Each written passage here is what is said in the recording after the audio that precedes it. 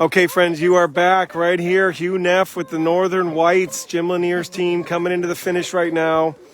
Hugh famously made a wrong turn in this race and has come back looking great past a bunch of teams to take 10th place right there. It's official. He's going to get checked in right now. There's no idea where you don't know where the finish line is.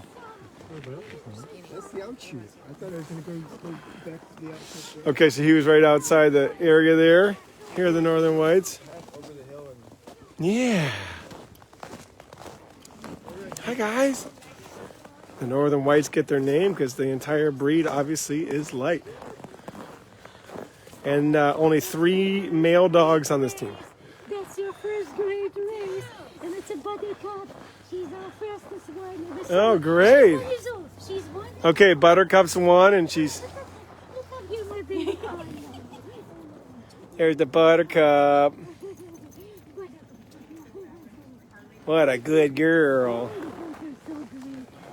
That's Jim Lanier, Dr. Lanier's wife right here, talking to Buttercup.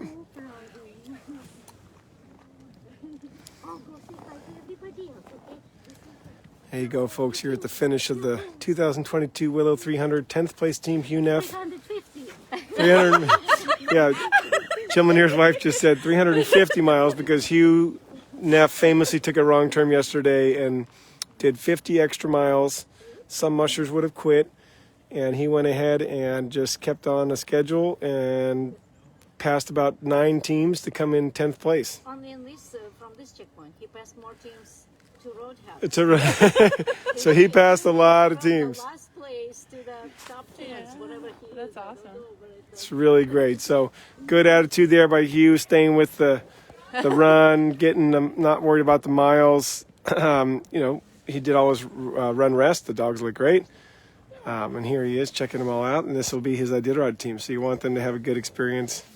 And that's Jesus. Yeah. That's Jesus? Jesus? Cheerleader. All right, that dog that just jumped up is Jesus. Full of energy and love. Aw. I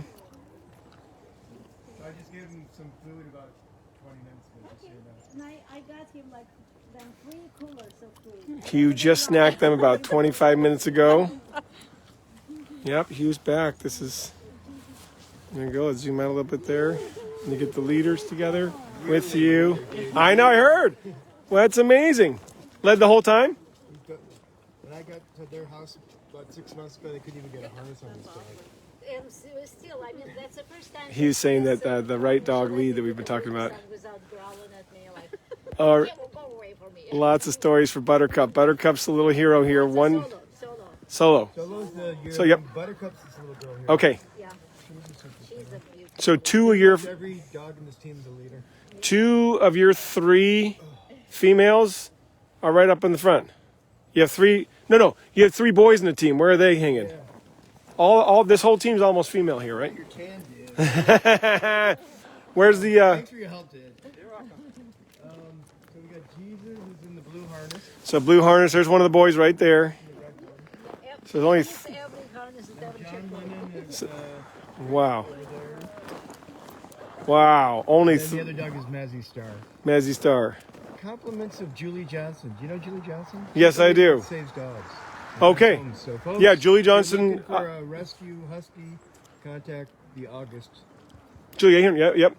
Fund, I think? August Fund Yeah. down in Anchorage. Yeah, Yep. he's awesome. Make sure the He's August. the one that teamed me up with the Laniers, man. Okay, great. So, and we shocked the world and I did her out this year, everybody. Yeah, hold on. Let's get the camera on you just the right way. Yeah. What are you gonna say there? How's Iditarod gonna go, you? I don't think people expect me to do well, but they don't know the dog team I'm driving. This team looks really frisky and happy. They look great all days. It is Jim's team. They come with a reputation, right? There's Jim right there. Yeah, Jim's been creating these animals for a quarter century. Of course, they're not ever going to be the animal that he is. Dr. Lanier right there, the legend. Woo! 25 years of breeding Northern Whites. The only There musher you go. to do the Iditarod in every decade, this guy. Okay, Hugh just said that Dr. Jim Lanier is the only musher to do the Iditarod in every decade.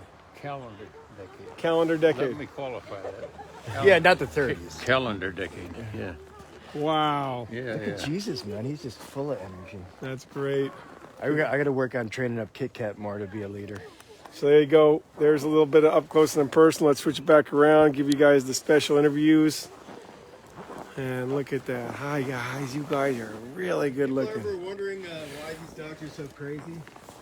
Yeah, hold on. Let me get it around again. I need the better mic People here. are wondering why the northern white dogs are a little bit wild and crazy all the time. Just watch Anna Berington with them. She gives them the energy. Okay, here we go. Okay, we better get the puppies in. We gotta get the puppies in and feed them.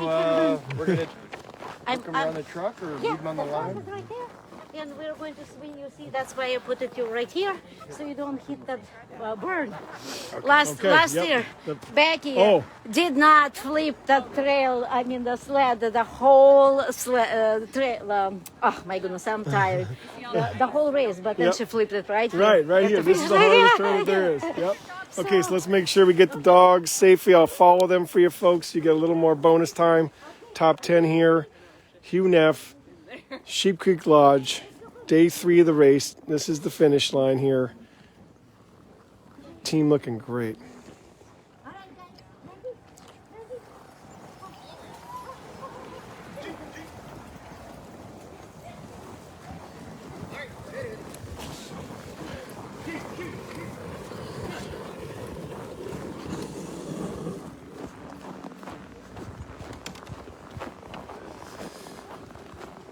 All right, folks. What's that? Oh, great. Okay, he was saying he's got 2 handlers that are Iditarod veterans for this year. He's really excited to get back on the trail. He's got this powerhouse of a team, mostly female dogs here. Yeah.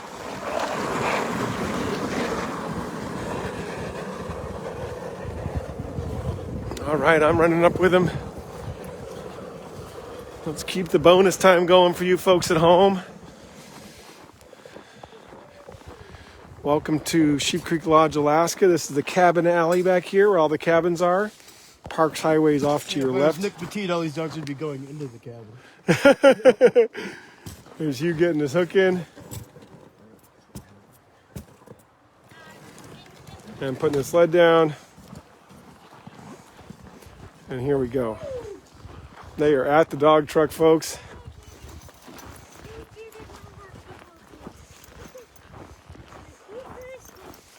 Look at that. All right, they're going to go in this big old Jim Lanier truck right here. After they get their snacks, and they'll get all their extra little things. Obviously, Hugh's asking if there's more chicken snacks available.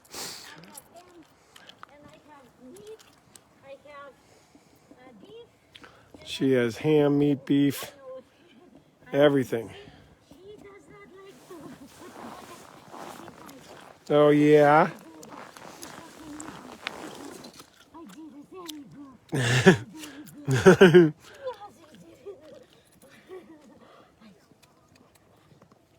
Yeah, you beautiful dogs. Hi, you guys.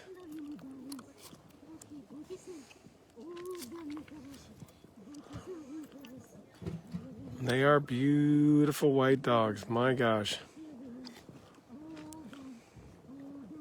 You know, there's such different color difference with this team. You compare the videos you've seen of Jeff King coming in with a whole lot of black dogs, Reddingtons with brown and black dogs, rich brown dogs. And a lot of kennels locally have, you know, CV lines and King lines and Reddington lines. And then here's this completely unique, all white, mostly female lineage of very athletic, happy dogs. And Jim Lanier has run sled dog races for decades. There he is coming up slowly. He's taking his time. His wife is the Energizer Bunny. And then Hugh is working on the other side of the truck getting snacks and things. So it looks like he's getting out all the food. Ooh, look at all that food. Cooler, snacks right there. So that's coming out the back. And then the dogs, hi babies. Yeah, you are beautiful. You are beautiful.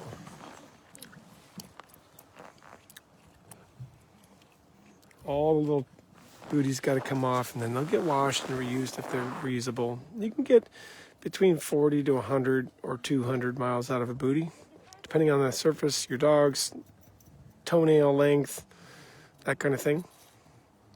They run about $1 to $1.50 a piece. So mushers spend usually $2,000 to $3,000 or so a year on booties. So if you want to help a musher out, you can always offer to buy them a 100-pack of booties. They will be put to good use. They're required gear, they're necessary gear, it's not optional. And the dogs definitely need them. These ice conditions are too much around here, anywhere really. And they cut paws really easily. You see that with your dogs at home. Go out in the snow and all of a sudden your dog's pulling up their paw and saying, ouch. You can't tell what's going on. You grab their paw, warm it up, and you've melted the little ice shard, and the little micro cuts. Not a big deal anymore, but at the time, you saw the dog react, and over time, you have to protect them. You don't want ice balls and different things, so the booties are really important. Here, we'll come around a little bit, give you another shot. There we are. There's a nice one. There's a nice, happy dog. All right, folks, we're going to go ahead and get ready to sign off here. There's your top 10 into Sheep Creek for the Willow 2022. 10th, Hugh Neff. 9th, Travis Vanderhoof. 7th and 8th, Anna and Kristy Berington. 6th, Braxton Peterson. 5th, Hunter Keefe. 4th, Jeff King. 3rd, Rilye Dyche. 2nd, Nic Petit. And 1st, Will Rhodes. That's your top 10. Right on. Thanks for joining us wherever you are in the world.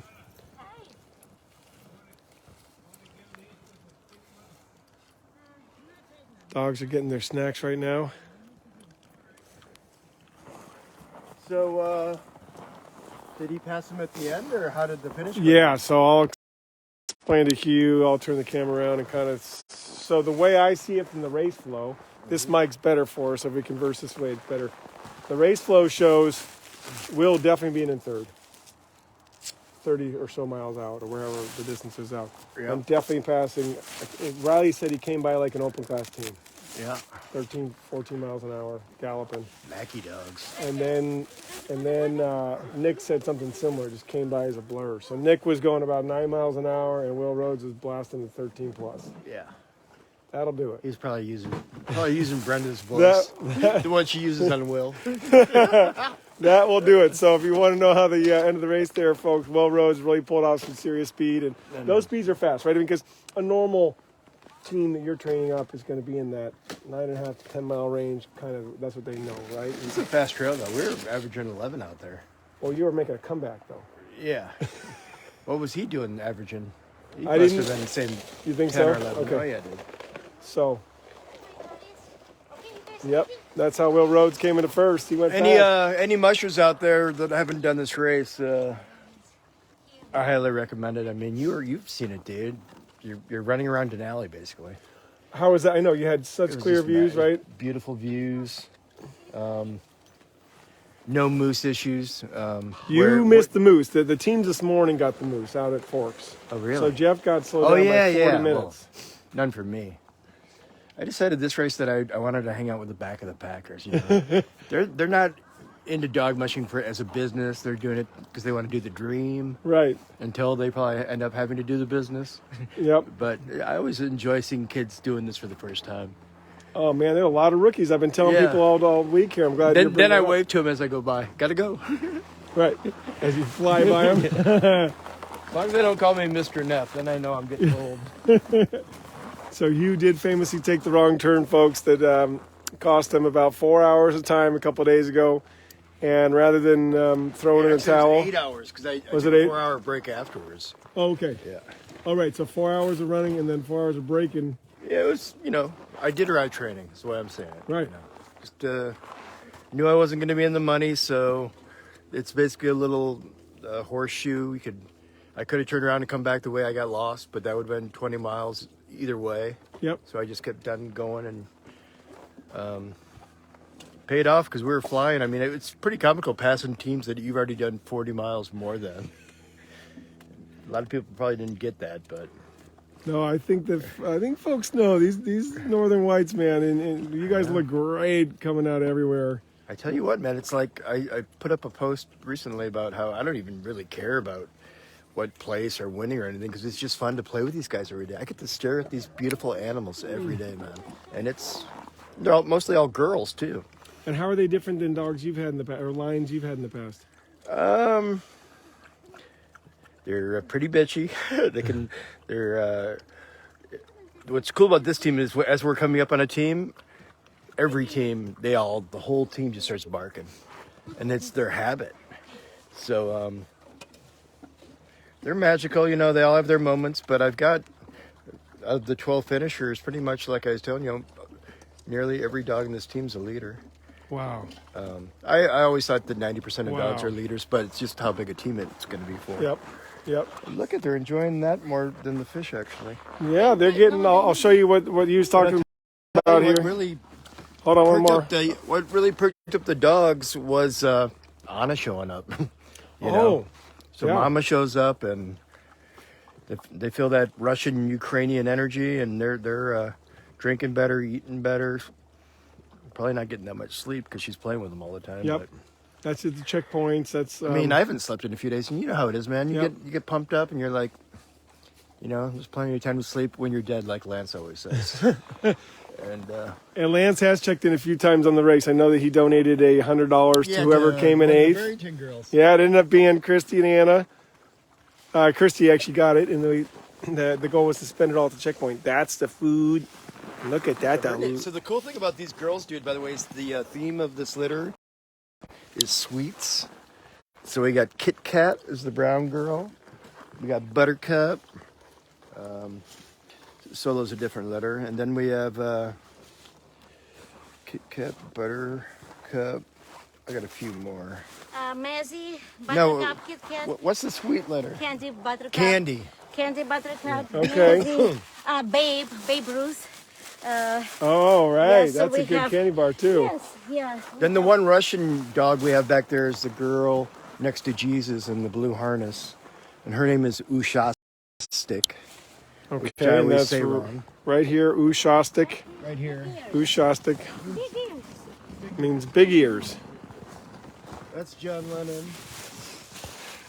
Hi, John Lennon. How are you? Beatles. Hi, John. The Beatles. But out of all the dogs, the craziest one is this fella right here, Jesus. Jesus, These eh? guys went to Spain a few years ago. Okay, now watch. See, he's full of energy. He will We nicknamed him Choppers too because he loves the middle. He's a really wild boy. Oh, you look so handsome. I know. I told Jimmy to read this guy with that little girl, and that little girl's not even 2 years old, dude. Really? So much energy. And Aw. obviously, you know dogs, man. So the difficulty is trying to fit in a bigger dog like him with all these little girls. Right. Yeah. So explain that to folks. You just real quick. You were saying that you have a lot of girls in the team, and then you have this big Jesus dog. And how do you blend them in? Where does he fit? It's like one Sim Smith always told me, you can run big dogs, but you're gonna have to have the whole team be big. If you try to mix in a bigger dog with a bunch of small dogs, it's gonna be tough for that dog to keep the pace. And but you know, you do need some muscle going up the hills. Yep. Yeah, you're some muscle. You want to hear something funny, You're so Kale? Is muscle. I never really ran that many girl dogs because I was always worried about them coming into heat and stuff like that. Okay. But so far so good. Right on. No, They're magical though. The whole key is you got to make sure that all the girls get along with each other, or else the issues break out. That's what I love about dogs. They're a metaphor for humans, you know. But it is a girl's world, man. And, It's a women's world. And these dogs, sure. I will definitely. Isn't it, Jesus? As long as they Jesus? stay. Hi, isn't it? Oh, look at you, dude. Trying to steal my dope boy. Hey, no. Yeah, do you want to come home Stay with me do you want to come to the Alaska Dog Center and be one of our friends? Somebody was actually there today. They were telling me. I can't remember who it was though. Right on, folks. I'm going to go ahead and sign on here and let the kennel settle down into their routine. There's lots of chores to be done, but we did want to. fires in the area? We did. No, we're all good here. Yeah, Hughes knows. He's had to flee a few times up in Fairbanks, and here we are. He's living down here now. So thanks so much, everybody. I'm glad everybody got a chance to visit some more with the dogs, and thanks to the Laniers here for being great hosts and giving us some of your time. So back to chores. You guys have a great day and have fun out there.